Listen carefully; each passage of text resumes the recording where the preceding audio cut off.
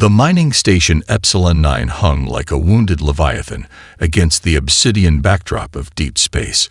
Massive titanium modules interconnected in a complex web of engineering, each section designed to extract and process rare mineral compounds from the asteroid belt surrounding the remote star system. Normally, the station hummed with the precise rhythms of industrial efficiency. Today, those rhythms had dissolved into a symphony of destruction. Zaralyn pressed her palm against the reinforced environmental shelter's viewport, her scaled fingers leaving condensation patterns on the transparent alloy. Outside, the station's outer rings burned with cascading explosions, each detonation a silent scream in the vacuum of space. Her research team, brilliant xenobiologists and geological experts from across the Galactic Exploration Consortium, had been reduced to scattered casualties in a matter of moments. The attack came without warning. Advanced stealth vessels had penetrated the station's sophisticated defense grid, as if it were nothing more than a child's simplistic barrier. These were not random pirates or opportunistic raiders. Their approach spoke of calculated precision, of a hunting strategy that suggested something far more sinister than mere resource acquisition. Her communication device crackled with the last desperate transmissions of her colleagues. Dr. Killen's voice, normally steady and analytical, broke with uncharacteristic panic. Containment protocols compromised. Research data must be preserved. A burst of static. Then silence. Moments later, Lieutenant Vor's communication line erupted with weapons discharge sounds, followed by an abrupt termination. Zaralyn understood immediately. This was no random attack. Someone, or something, wanted the specific research they had been conducting on mineral-based quantum resonance technologies. Technologies that could potentially revolutionize faster-than-light communication and transportation. The environmental shelter's energy shields were rapidly depleting. Designed as a last-resort safety mechanism, it would provide protection for approximately 17 more standard minutes. After that, the vacuum of space would claim her, just as it had claimed her teammates. Her species had long prided themselves on technological superiority. The Galactic Exploration Consortium's vessels were considered the most advanced in known space. Yet here she was, trapped and vulnerable, with those same technological marvels proving utterly inadequate against this unexpected assault. A sudden movement caught her peripheral vision. Through the viewport, a cargo hauler emerged from the asteroid field's perpetual shadows. Its design was utilitarian, nothing like the sleek, curved vessels of her own civilization. Patches of carbon scoring marked its hull, suggesting numerous encounters in treacherous space lanes. It moved with a surprising grace that belied its bulky construction. Most intriguing was the pilot's approach. Instead of attempting a direct rescue, the ship began a complex series of maneuvers that seemed almost like an elaborate dance. Thrusters fired in precise sequences, creating sensor disruptions and electromagnetic interference that momentarily confused the attacking vessels. Zaralyn found herself holding her breath. This was not the behavior of a typical rescue operation. The cargo hauler's pilot was doing something fundamentally different, something that suggested an understanding of spatial dynamics that went beyond standard tactical training. Her communication panel suddenly flickered. An incoming transmission, using an antiquated communication protocol that her ship's systems struggled to interpret. After several attempts, a voice broke through. Rough, matter-of-fact, with an accent she couldn't immediately place. Unknown vessel, this is Cargo Transport Horizon's Edge. Identify your status and prepare for potential extraction. Her training dictated a precise, formal response, but something in the pilot's tone, a mixture of calm determination and underlying strategic awareness, made her hesitate. This was not a standard rescue scenario. This was something else entirely. Little did Zaralyn know that the approaching cargo hauler represented her first encounter with human problem-solving, a methodology that would challenge everything she understood about technological capability and survival. The pilot, Jack Rodriguez, was about to demonstrate that necessity is not just the mother of invention, but sometimes the architect of miraculous salvation. The station continued to burn. The attacking vessels regrouped for another assault. And in the middle of this chaos, a simple cargo hauler represented her only hope of survival. Jack Rodriguez studied the station's schematics with an intensity that betrayed decades of survival in the galaxy's most unforgiving regions. His fingers moved across the holographic display, tracing potential paths and analyzing structural weaknesses with a surgeon's precision. Each movement revealed a depth of understanding that went far beyond typical cargo hauler expertise. The attacking vessels continued their methodical assault. They moved with a synchronicity that suggested advanced collective intelligence, likely a cybernetic network controlling multiple ships as a single organism. Their weapons targeted specific station sections with surgical accuracy, indicating they were hunting something specific beyond simple destruction. "Computer, run probability matrix," Jack muttered, his voice low and controlled. The ship's artificial intelligence, a custom-modified system he personally upgraded over years of interstellar trading, began calculating potential scenarios faster than most military-grade systems. Zeraline's communication channel remained open, her breathing a subtle undertone to the complex calculations happening aboard the Horizon's edge. Jack could hear the controlled panic in her subtle respiratory patterns, a scientific professional trained to maintain composure even in the most critical moments.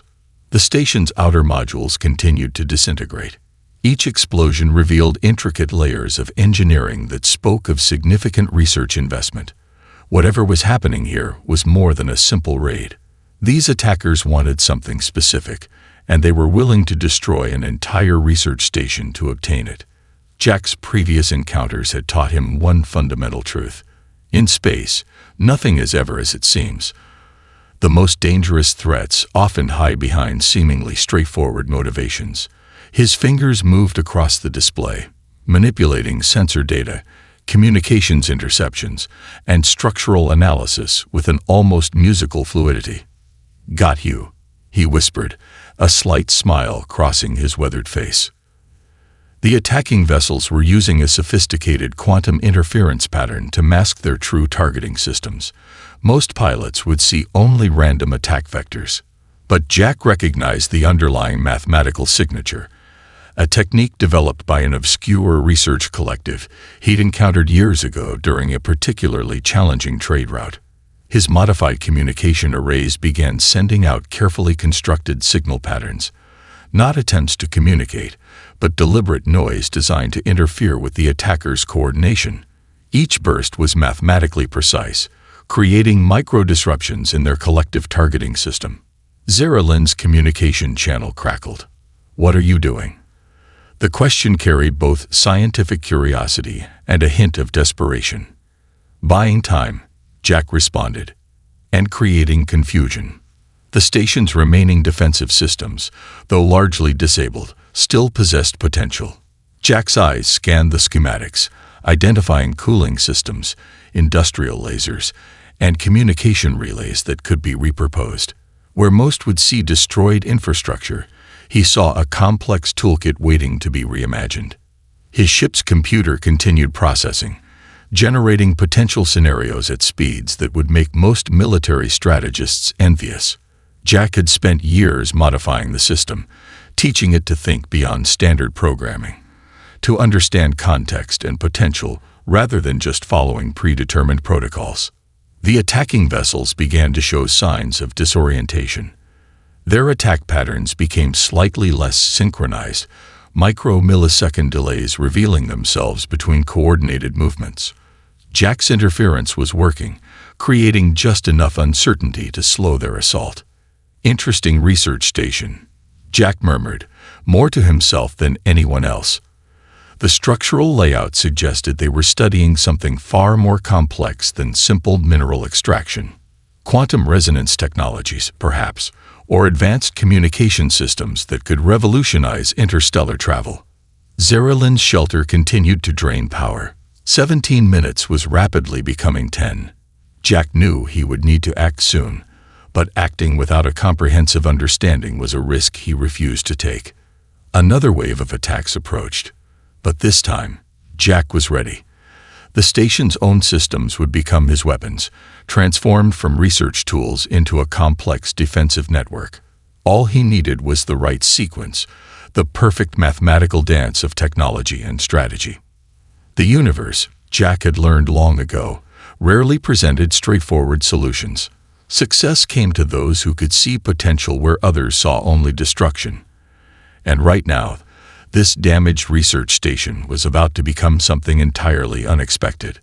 A weapon, a sanctuary, a chance for survival. The mining station's industrial core hummed with latent potential. Most would see only a collection of damaged machinery and failing systems. Jack Rodriguez saw something entirely different, a canvas of possibility waiting to be transformed. His hands moved with practiced efficiency across the horizon's edge control panel. Specialized diagnostic tools interfaced with the station's remaining operational systems, creating a complex network of improvised defenses. The station's primary cooling system, designed to regulate massive drilling equipment, began to reshape itself under Jack's guidance. Computer, route secondary thermal regulation through communication relay array, he commanded. The artificial intelligence responded instantly, lines of code reconfiguring faster than most advanced military systems could process. Zarelin watched in stunned silence through the communication channel. The human was doing something unprecedented, turning industrial equipment into a sophisticated defensive network. Where her civilization would typically abandon a compromised station, this pilot was systematically repurposing every available resource. The damaged plasma cutter caught Jack's attention. Originally designed for precise mineral extraction, its energy output could be redirected. With a few strategic modifications, it would become a focused energy weapon capable of disrupting the attacking vessel's sensor arrays. Maintenance drones, Jack muttered. Time to earn your keep. The station's collection of automated repair units came to life. Normally used for routine maintenance and structural repairs, Jack began reprogramming them with a speed that suggested years of experience manipulating complex technological systems. Each drone became a potential defensive platform, its original purpose completely reimagined. Electromagnetic pulse generators, typically used for equipment calibration, were now being transformed into area denial systems. Jack understood something fundamental that many advanced civilizations overlooked. Technology is limited only by the creativity of its user. Zarelin's scientific training battled with her growing amazement. "How are you doing this?" she asked, her voice a mixture of professional curiosity and genuine wonder.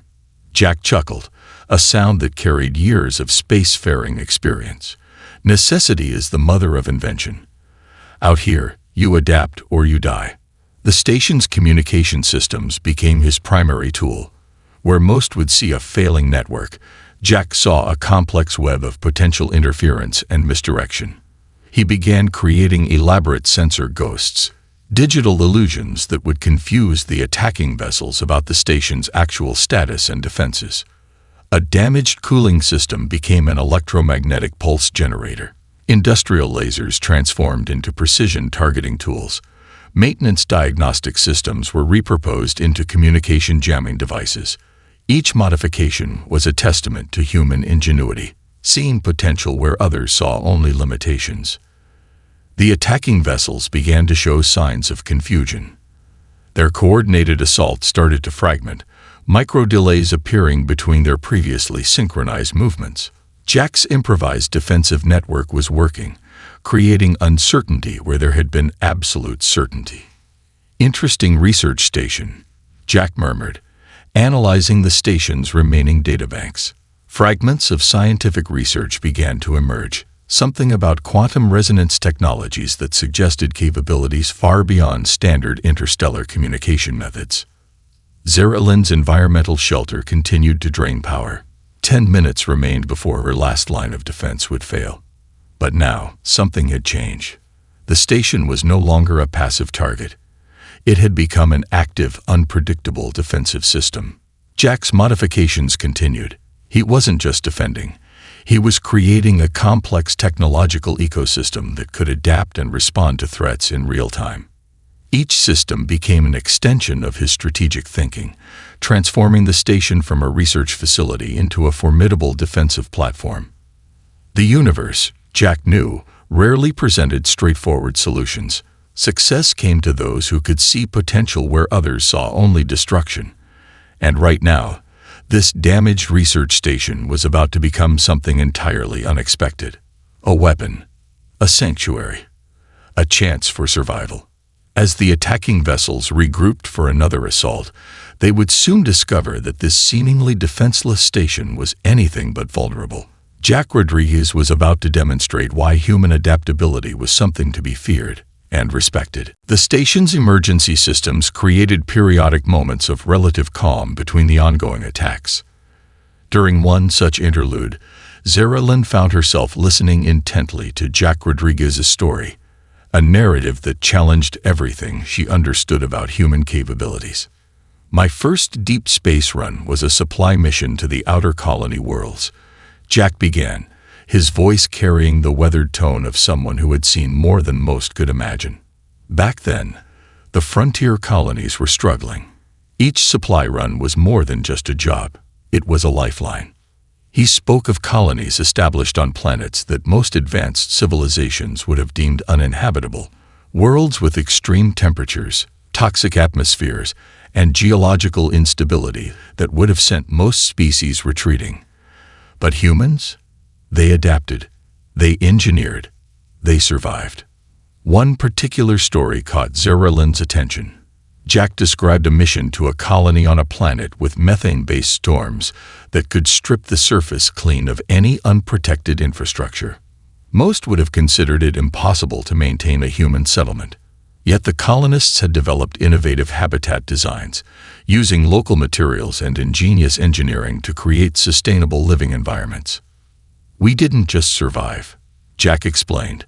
"We found ways to thrive where others saw only obstacles." Each story revealed layers of human resilience that defied Zara-Lynn's scientific understanding.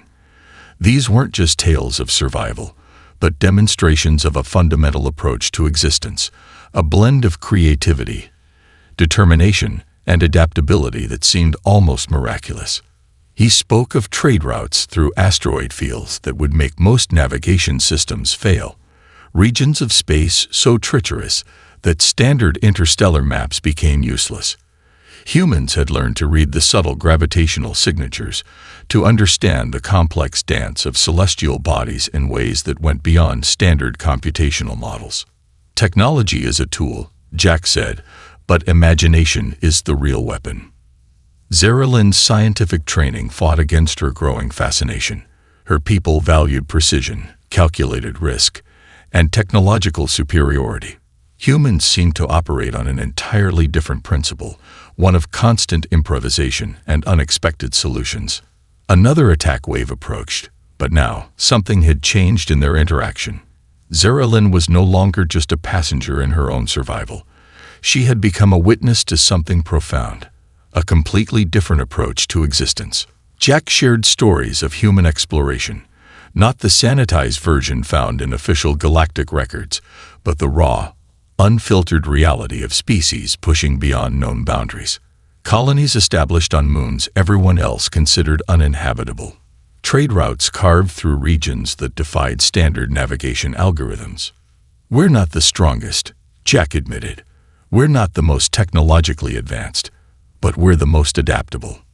The station continued to transform around them. Jack's modifications turned every system into a potential defensive tool. Industrial equipment became weapons. Communication arrays became sensor disruptors. Each modification was a living demonstration of his philosophy. Zara-Lynn began to understand something fundamental. Human survival wasn't about having the best technology. It was about seeing potential where others saw only limitations, about turning challenges into opportunities. Her own civilization would have abandoned this station long ago. They would have calculated the survival probability, determined the mission was lost, and withdrawn. Humans saw something different, a chance, however small, to survive and overcome. "Why?" Zara-Lynn finally asked. "Why go to such lengths?" Jack's response was simple, because giving up is not an option. As another wave of attacks approached, Zaralyn realized she was witnessing more than just a rescue. She was observing a fundamental difference in species' approach to existence. Where her civilization saw boundaries, humans saw possibilities. The station hummed with modified systems. Jack's improvisations continued to transform their environment. And in the midst of chaos, something remarkable was happening. A fusion of two completely different ways of understanding survival. Zaralyn had begun this journey seeing humans as primitive. Now she was starting to see them as something else entirely. Potential. Unbound. Unlimited. The final assault began with a precision that suggested cold, calculated intelligence. The attacking vessels moved in a synchronized pattern, their energy signatures revealing a collective consciousness that operated with machine-like efficiency. Most pilots would have seen only certain destruction. Jack Rodriguez saw an intricate puzzle waiting to be solved. "Incoming wave," he muttered, his hands already dancing across the ship's modified control systems. Time to get creative. The station's repurposed systems came alive. Industrial lasers that once cut through solid asteroid materials now tracked incoming vessel trajectories. Cooling systems transformed into electromagnetic pulse generators, creating complex interference patterns that would disrupt the attackers' sensor networks. Zaralyn watched in complete amazement. The human wasn't just defending. He was actively manipulating the battlefield, turning the station's very infrastructure into a living, breathing defensive organism. Jack's communication systems began broadcasting carefully constructed interference signals. These weren't random noise, but precisely calculated data streams designed to create maximum confusion. Each pulse carried subtle disruptions that would cause microscopic delays in the attacking vessel's collective coordination. "Computer, route secondary thermal regulation through communication relay," Jack commanded. The artificial intelligence responded instantly, lines of code reshaping the station's defensive capabilities faster than most military systems could comprehend. The first wave of attackers approached. Their energy signatures suggested advanced cybernetic coordination, each ship moving as part of a single collective intelligence.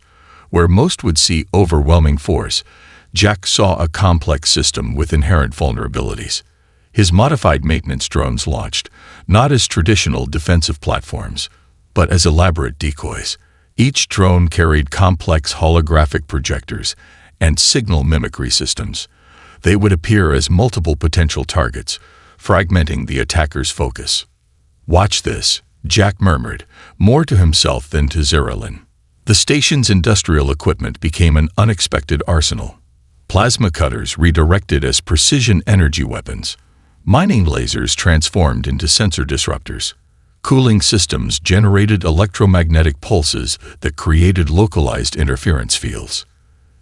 The attacking vessels began to show signs of disorientation. Micromillisecond delays appeared between their previously synchronized movements.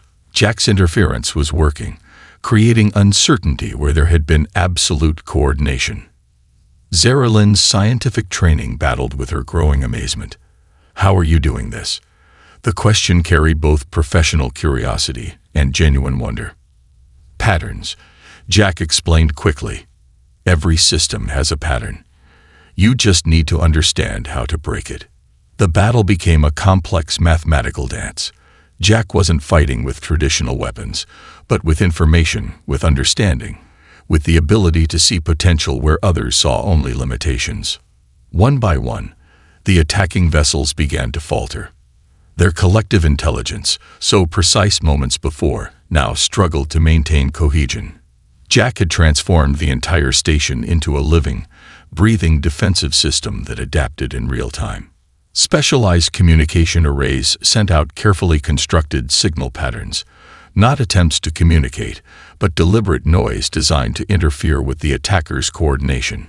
Each burst was mathematically precise, creating micro-disruptions in their collective targeting system. The station's remaining systems became an extension of Jack's strategic thinking. Where most would see damaged infrastructure, he saw a complex toolkit waiting to be reimagined.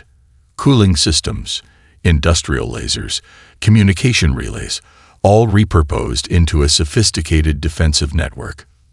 Zaralyn realized she was witnessing something unprecedented. This wasn't just survival. This was a fundamental demonstration of problem-solving that went beyond any technological capability she had ever encountered. The final wave of attacks approached. But now, the station was no longer a target. It had become a living, breathing defensive system that could adapt, respond, and neutralize threats in real time. Jack Rodriguez had turned certain destruction into an opportunity for survival. As the last attacking vessel veered away, critically damaged and confused, a strange silence fell over the station. They had done the impossible. They had survived. And they were just getting started. The aftermath of the battle revealed a landscape of controlled chaos. Jack Rodriguez moved through the damaged station with a methodical precision that suggested years of experience in complex rescue operations. His primary concern remained clear: preserving life and knowledge. Zaralyn's environmental shelter had become a critical point of focus. Jack carefully interfaced his ship's medical systems with the shelter's failing infrastructure, creating a stabilization bridge that would safely transfer her to the horizon's edge. Medical scan initiating, his ship's artificial intelligence announced. Specialized diagnostic beams passed through the shelter's protective membrane, analyzing Zaralyn's physiological condition with remarkable accuracy. The station's research data became Jack's secondary priority. Where most rescue operations would have abandoned the scientific materials, he saw them as critically important. Specialized data retrieval systems began extracting and securing research files, quantum encryption protocols ensuring maximum data preservation. Not leaving anything behind, Jack muttered, his hands moving across specialized data extraction interfaces.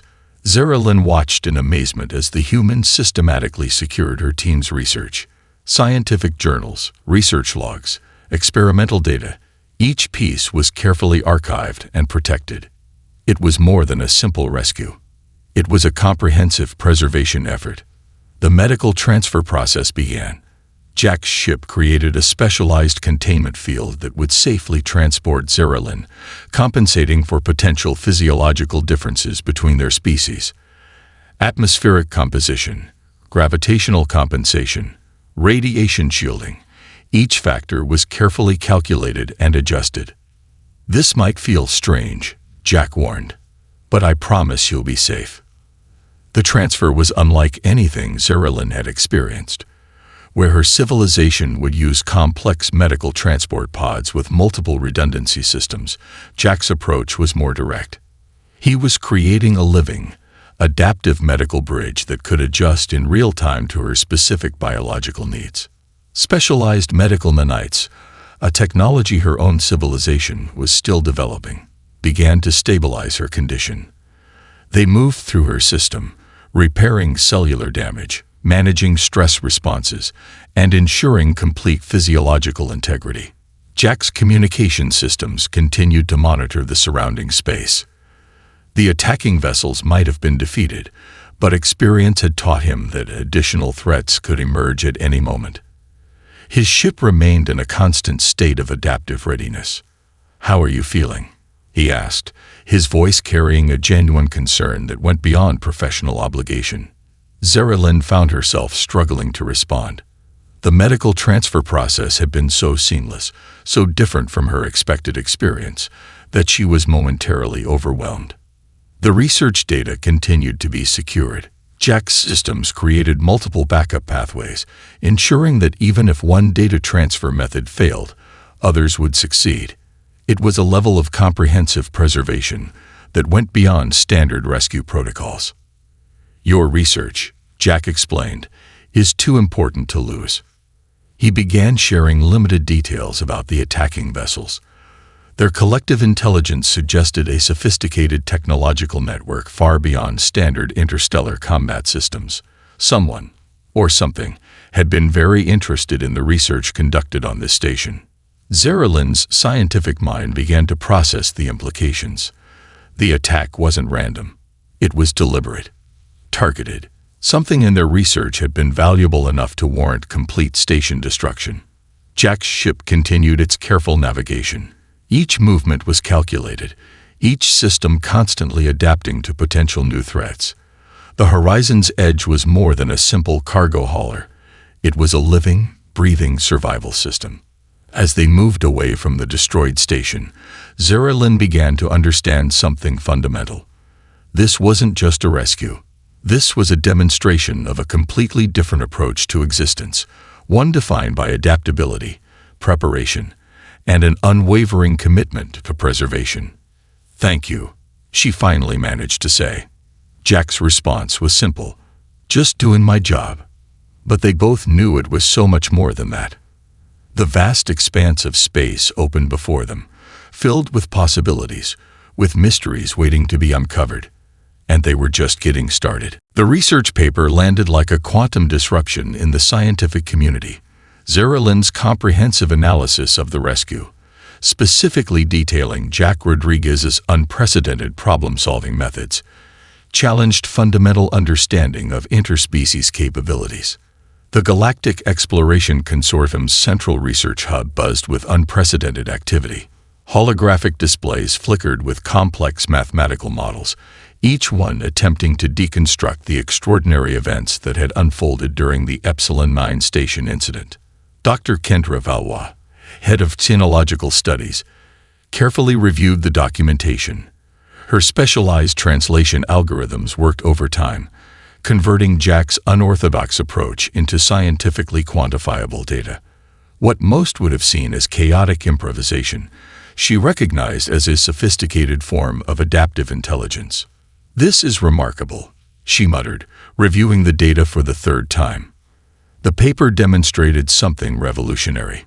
Humans weren't just surviving. They were developing a form of technological problem-solving that defied traditional computational models.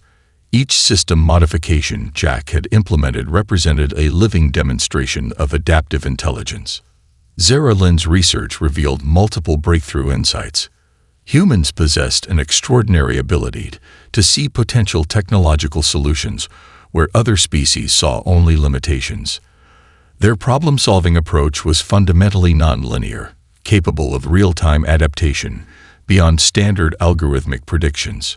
Technological systems, when viewed through human perspective, became fluid, transformative tools rather than rigid infrastructure. The attacking vessel's collective intelligence had been completely neutralized, not through superior firepower, but through intricate informational manipulation. Jack had essentially rewritten the rules of engagement during the rescue operation. Diplomatic channels began to buzz with speculation. The Galactic Exploration Consortium had long viewed humans as a relatively new, somewhat unpredictable species. This incident suggested something far more profound. Humans represented a potential paradigm shift in understanding technological adaptation.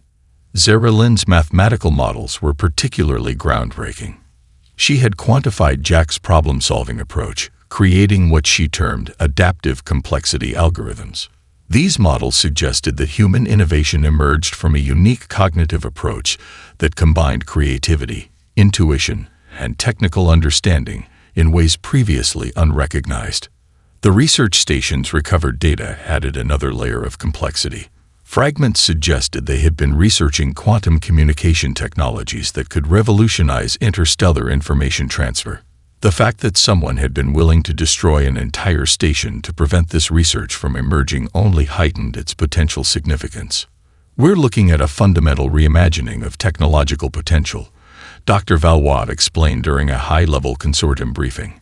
Her holographic presentation displayed Jack's modifications, breaking down each improvised solution with scientific precision. The attacking vessel's technological signature remained a mystery. Advanced analysis suggested a collective intelligence far more complex than standard interstellar combat networks.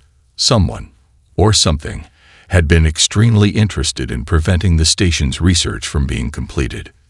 Zeralyn's personal testimony became a critical component of the research. She described Jack not as a traditional hero, but as a living demonstration of human potential.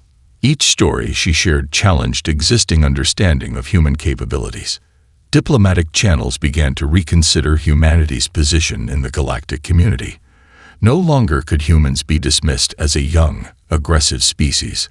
They represented something far more nuanced, a civilization defined by unprecedented adaptability.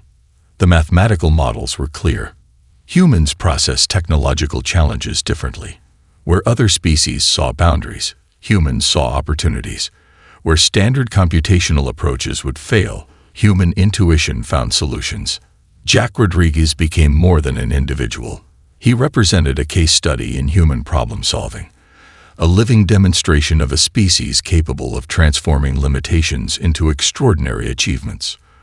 The research paper concluded with a bold statement. Humanity was not just another species in the galactic community. They were a fundamental reimagining of technological and adaptive potential. As the scientific community absorbed these revelations, one thing became clear. The rescue of a single research station had become something far more significant, a window into a completely different approach to existence. The galaxy would never be the same. Months after the Epsilon 9 station incident, Earth presented a landscape that defied Zeralin's most carefully constructed expectations. The planet was not the primitive world suggested by initial galactic reports. It was a complex, dynamic ecosystem of innovation and possibility. Jack Rodriguez guided her through a research complex that blended technological sophistication with an almost organic approach to problem-solving. Each laboratory, each research station, demonstrated the same adaptive thinking she had witnessed during their initial encounter. Most species design systems to be perfect, Jack explained as they walked through a cutting-edge environmental research facility. We design systems to adapt. The facility itself was a testament to human ingenuity. Modular research stations could reconfigure themselves in real time, responding to changing experimental conditions with a fluidity that challenged traditional scientific infrastructure. Where other civilizations would create rigid, specialized environments, humans created living, breathing research ecosystems. Zeralin observed researchers working on projects that seemed to defy conventional scientific boundaries. One team was developing adaptive medical nanotechnology that could reshape itself to address multiple physiological challenges. Another group worked on quantum communication systems that could potentially revolutionize interstellar information transfer. Her research into human problem-solving had become the most significant xenological study in recent galactic history. The mathematical models she had developed continued to surprise even her most advanced computational systems. Humans didn't just solve problems, they reimagined the very nature of problem-solving. The attacking vessels from the station, Zeralin asked, have we learned anything more about their origin? Jack's expression turned serious. Some mysteries are better left unexplored. But someone was very interested in stopping that research. The quantum communication research from the Epsilon 9 station had been carefully preserved. Preliminary analysis suggested technologies that could fundamentally transform interstellar communication. The fact that someone had been willing to destroy an entire research station to prevent its completion only heightened its potential significance. Earth itself was a living demonstration of human potential. Cities that adapted to environmental challenges, agricultural systems that could transform barren landscapes, medical technologies that continuously redefined the boundaries of biological understanding.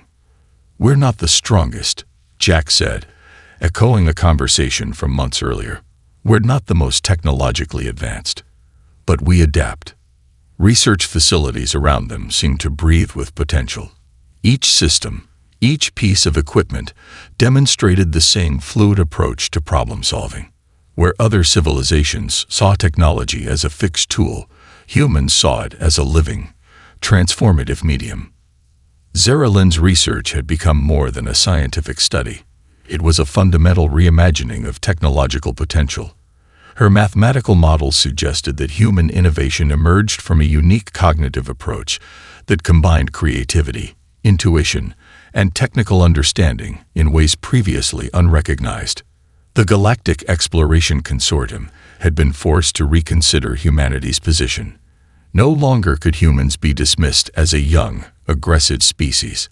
They represented something far more nuanced, a civilization defined by unprecedented adaptability. What drives this? Zarelin asked. This constant need to adapt, to transform. Jack's response was simple. Survival. Curiosity. The belief that there's always another solution. Their walk took them to a memorial garden. Each plant, each stone, represented human achievements in extreme environments. Colonies established on worlds others considered uninhabitable. Technological breakthroughs achieved through sheer determination. The mystery of the attacking vessels remained unsolved.